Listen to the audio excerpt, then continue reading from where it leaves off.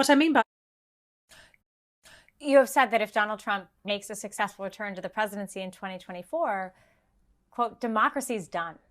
What do you mean by that? what I mean by that is that he is basically trying to come back again on the basis of a lie.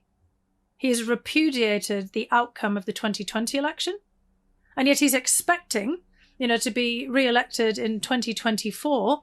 So that is the main thesis. That's the main propelling force behind his bid for re-election. So just that basic fact of how he is campaigning is in itself a massive problem, because he is rejecting the democratic system and the outcome of the 2020 election. Do you believe, though, in the scenario where he runs again in 24 and is justly elected, democratically elected through the Electoral College, that his presence in the White House means democracy is done? Well, this will be on the basis of a minority rule, because we're already seeing, in key states, swing states, that there are efforts being made by Republican political leaders to constrain the votes of people who are not Republicans. And again, look, I'm not a partisan person. I find it very painful to have to, call this out. But there is one political party here that is trying to stop fellow Americans from voting. Every system that you see where there is a minority rule is deeply unstable.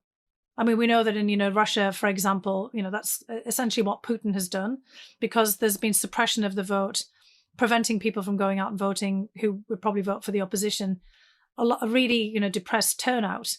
And at this point, Putin is not ruling on the basis of the majority of the population. And we've seen that in many other settings as well. And again, this is inherently unstable and really has an awful lot of, risks for the future of the United States. So it might be, legally legitimate, so there's a lot of legitimacy in the legality, as you said, in the Electoral College.